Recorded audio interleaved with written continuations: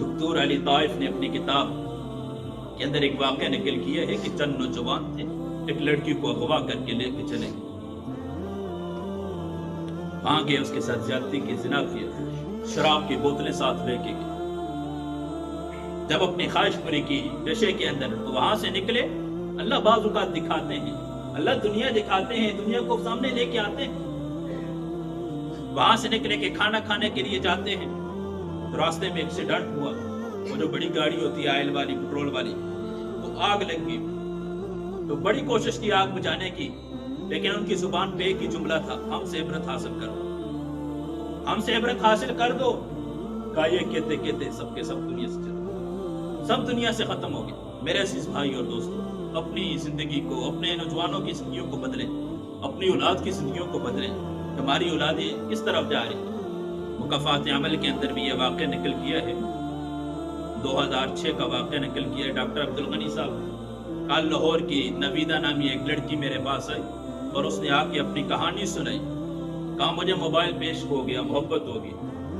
Face بک کے ذریعے میں نے کسی سے رابطہ کیا اور مجھے کسی سے محبت ہوگی۔ موبائل کی محبتیں کیسی ہوتی ہیں؟ فیس بک کی محبتیں کیسی ہوتی ہیں؟ کہا میں نے کسی سے محبت کی، عشق ہو گیا، باتیں کرتے کرتے کرتے یہاں تک بات آ گئی، تو میں نے کہا کہ میں اب اس سے اپنے پاس بلاؤں گی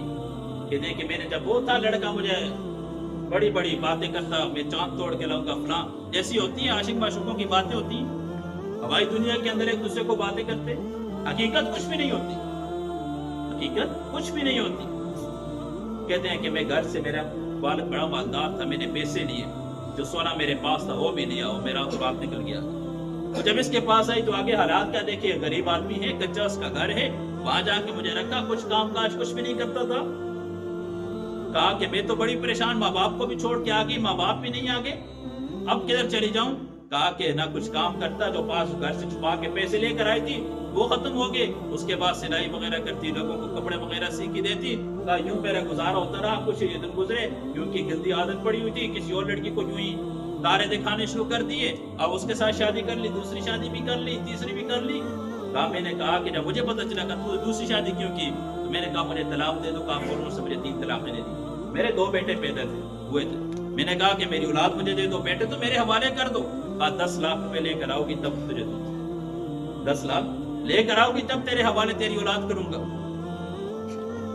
تو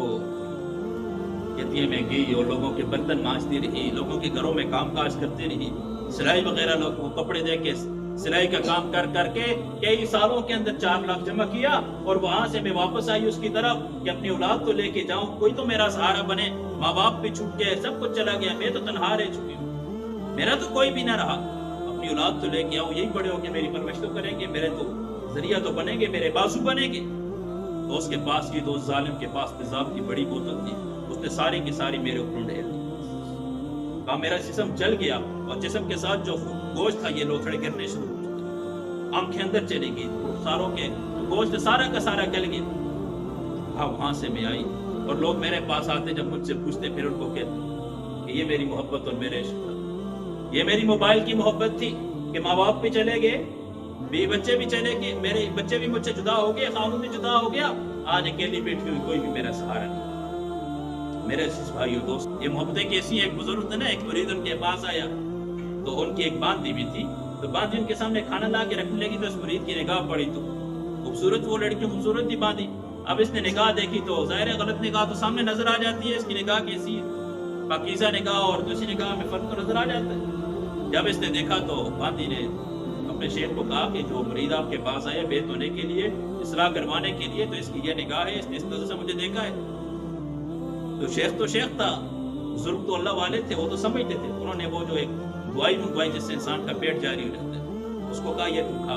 اور جو دست وغیرہ ہو، پخانا ہو، اس کو ایک برتن کے اندر کر، 3 دن جمع کرنے کے بعد 3 دن کے بعد ہوا، 3 دن کے بعد جب وہ آئی اور ظاہر کمزور ہو گئی، چہرے کا رنگ پیلا ہو گیا، جسم کمزوری کے اندر، جب وہ آئی سامنے اس کے مرید کے سامنے سے گزاری، جو آیا ہوا تھا اصلاح کروانے، تو اس نے سارے ایک دم دیکھا بھی نہ، تو شیخ نے اس کو کہا کہ یہ تو 3 دن پہلے بھی آئی تھی، تو نے بڑی محبت سے اس کو دیکھا، اور بڑی عجیب نگاہوں سے اس کو تو دیکھ رہا تھا، نگاہ تیری نیچے نہیں ہو رہی تھی، اب کیا ہو چکا ہے؟ یہی نہ کہ چہرے کا حسن ختم ہو گیا، اس کے اندر صرف ایک ہی چیز، اس کو جب وہ گندگی کا جو برتن ہے، پیالہ ہے، اس گندگی کو لے کر آ. وہ لے کر آئے تو اس مریض کو کہا کہ اس کے اندر صرف یہ نکلا ہے، اللہ کی قسم اور کچھ نہیں نکلا. تو اس سے محبت کر رہا، اس کے اندر یہ تھا جس کے پیچھے تو مر رہا، جس کو تو اس نگاہ سے دیکھ رہا تھا، یہ چیز تھی. اس گندگی کے پیچھے تو پڑا ہوا ہے، یہاں تیری محبت.